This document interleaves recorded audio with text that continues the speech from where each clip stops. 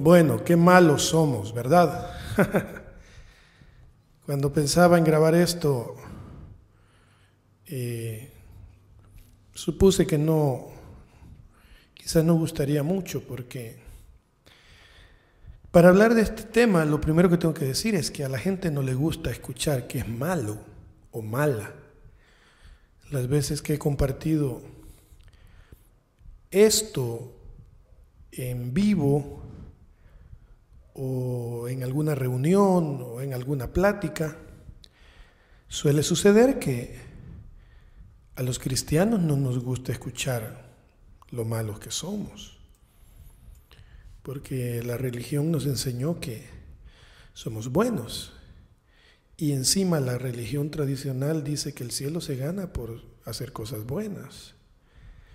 Entonces salimos complicados de cualquier lado, y no digamos a aquella gente que está al frente de una congregación o al frente de un ministerio, o que se les pasa diciendo su misma gente: gracias, pastor, porque usted es un hombre bueno, usted es un hombre de Dios. Y usted, sí, somos gente de Dios, estamos de acuerdo con eso. Ahí estamos de acuerdo completamente. Pero debemos entender que nuestra naturaleza es mala o pecaminosa, que nuestro corazón siempre va a buscar la maldad. Aunque hay gente muy noble, gente muy buena onda, decimos en mi país, ¿no? Y en otros también. Hay gente que es especial, que es muy linda persona, que si alguien necesita una ayuda, no lo piensa dos veces en ayudar, en compartir de su comida, etcétera, ¿no? Pero aún esas personas, tenemos claro que vivimos en un cuerpo de maldad, de pecado.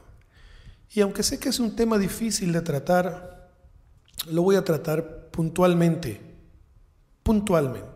¿sí? Y primero me baso en aquel hombre que buscó a Jesús en el Evangelio de Mateo 19:16. Dice que era un joven que se acercó a Jesús y le dijo: Maestro bueno, ¿qué haré para heredar la vida eterna? Jesús le dijo: ¿por qué me llamas bueno? Ninguno hay bueno, sino solo Dios. Los mandamientos sabes, y se los mencionó: no matarás, no hurtarás, no adulterarás, no dirás falso testimonio, honra a tu padre y a tu madre. Y el joven dice: todo esto lo he guardado desde mi juventud. Entonces Jesús le dice: aún te falta algo, vende todo lo que tienes y dalo a los pobres, y tendrás tesoros en el cielo, y ven y sígueme. Entonces dice la Biblia que el joven, oyendo esto, se puso muy triste y se fue, porque era muy rico. Olvidémonos del dinero, no quiero hablar de dinero. Pero este joven miente delante de Jesús. Dice: Señor, yo todos los mandamientos he guardado desde mi juventud, lo cual no es cierto. No hay ni una persona. Y este muchacho se presenta delante de Jesús y le dice: Maestro bueno. Jesús le dice: ¿por qué me llamas bueno? No hay ninguno bueno. ¿Quiere decir que Jesús era malo? No, absolutamente no. Porque el mismo Jesús le dice: no hay uno bueno, solo mi Padre, solo Dios. Y Jesús era Dios hecho hombre. Entonces, la bondad de Dios estaba sobre Jesús. La benevolencia de Dios estaba sobre Jesús. Jesús era bueno, sin pecado. Entonces, ¿qué es lo que Jesús trata de hacerle entender a este muchacho? Que él estaba en un error, que el muchacho estaba en un error. Que lo que le iba a preguntar era la muestra de la necesidad que este joven tenía. Porque ¿cómo es posible que alguien que es tan íntegro y tan eficaz para guardar todos los mandamientos pregunte qué me falta? Eso es absurdo. El muchacho se contradice a sí mismo. Y Jesús, sabiéndolo, porque sabía todas las cosas, Jesús lo sabía todo, le dice, para empezar, no hay ninguno bueno, solo Dios. Entonces este joven quiere hacerle a Jesús un cumplido, ¿ya? Le quiere decir, maestro, tú que eres el bueno, así como somos muchas veces nosotros. Nosotros queremos llegar delante del Señor y con una tarjetita de presentación, ministro, ¿verdad? Pastor, músico de la iglesia,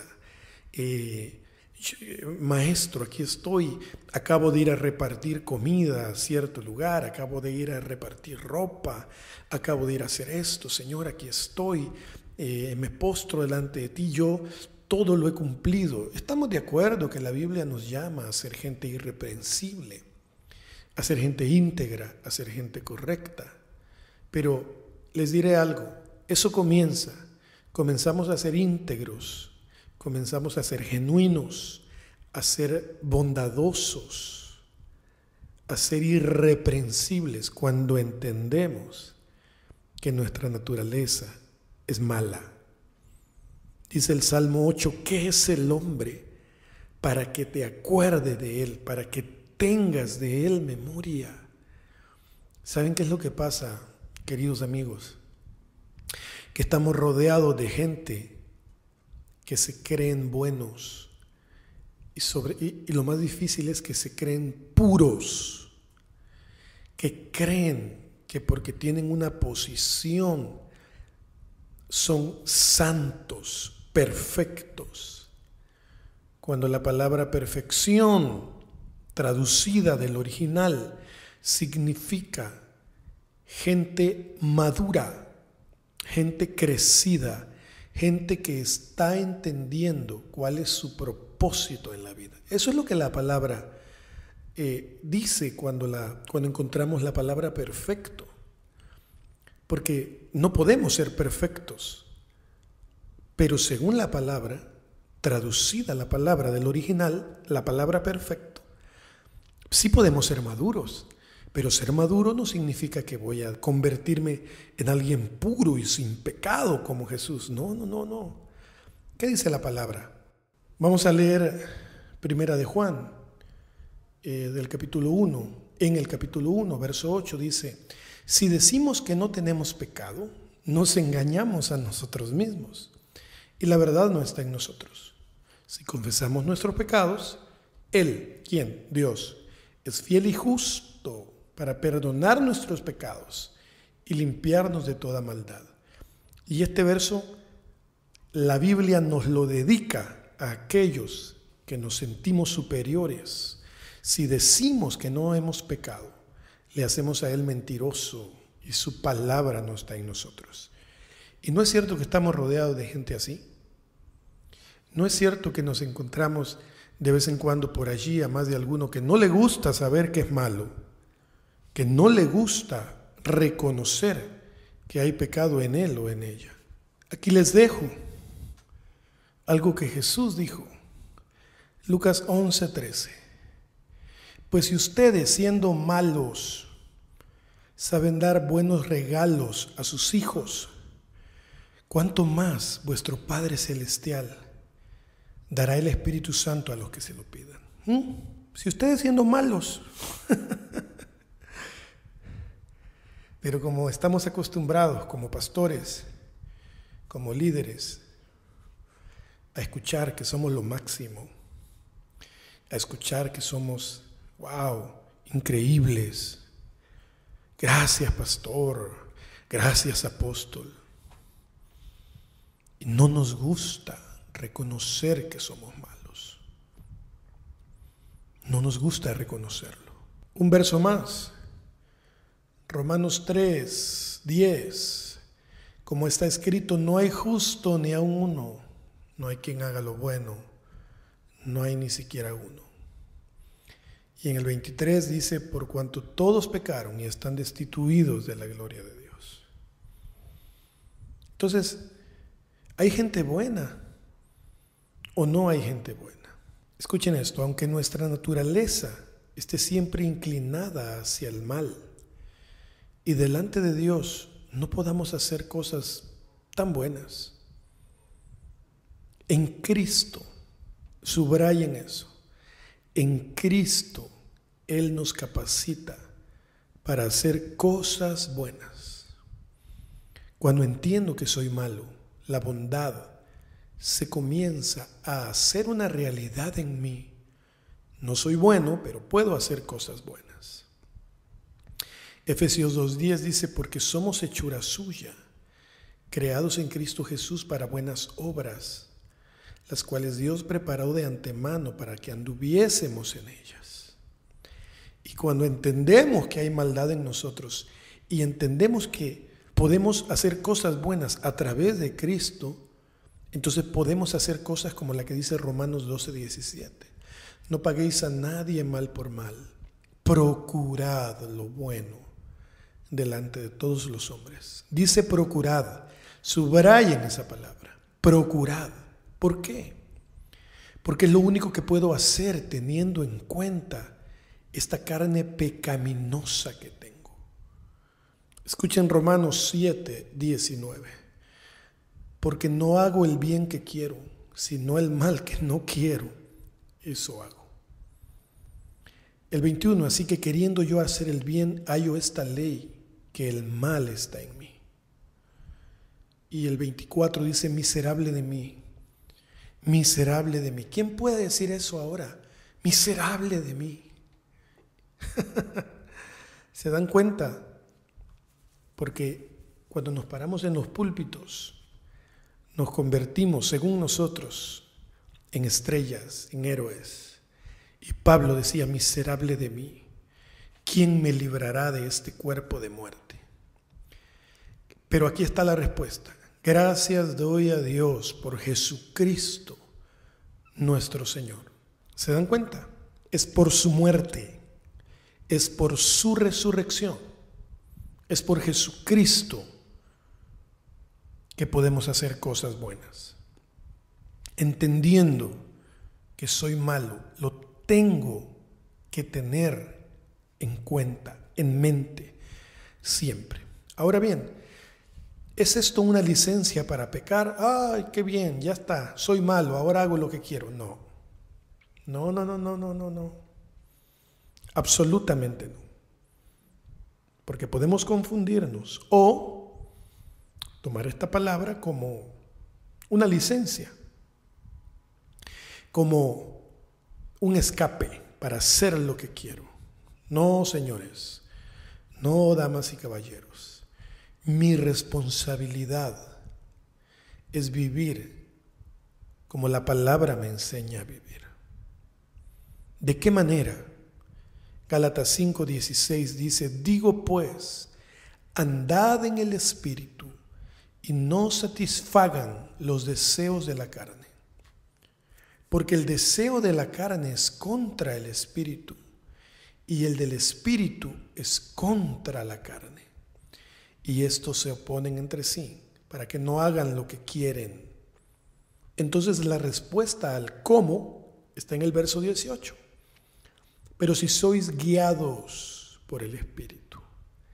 Dejarme guiar, queridos hermanos, significa renunciar a mi voluntad, renunciar a ir donde yo quiero ir, humildad para reconocer que necesito que alguien me lleve de la mano, reconocer que yo no lo sé todo y que a veces necesito que alguien me enseñe, me aconseje y me guíe.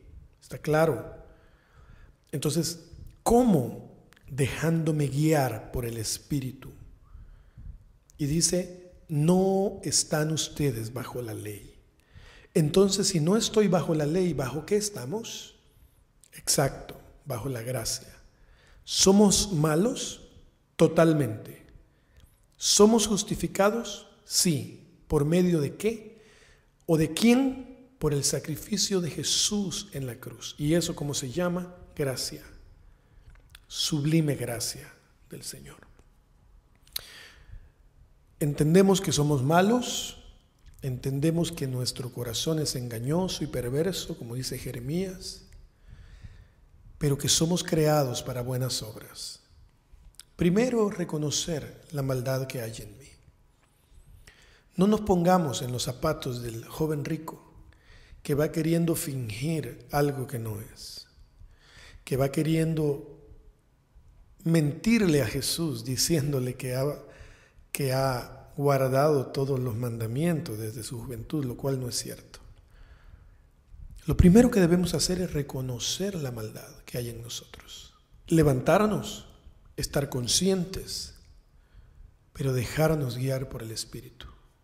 ¿Qué espíritu, Abraham? Exactamente, ese espíritu que el Señor depositó en nosotros. Pablo lo escribía en la carta a Timoteo, segunda carta a Timoteo 1:7. Lo conocemos todos. Porque no nos ha dado Dios un espíritu de cobardía, sino de poder, de amor y de dominio propio. La Nueva Traducción Viviente dice, pues Dios no nos ha dado un espíritu de temor o timidez, sino de poder, de amor y de autodisciplina. Qué linda esa palabra.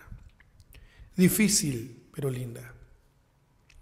No es licencia para ir a hacer lo que quiero. Cuando entendemos que somos malos, nosotros mismos nos hacemos un llamado a la santidad.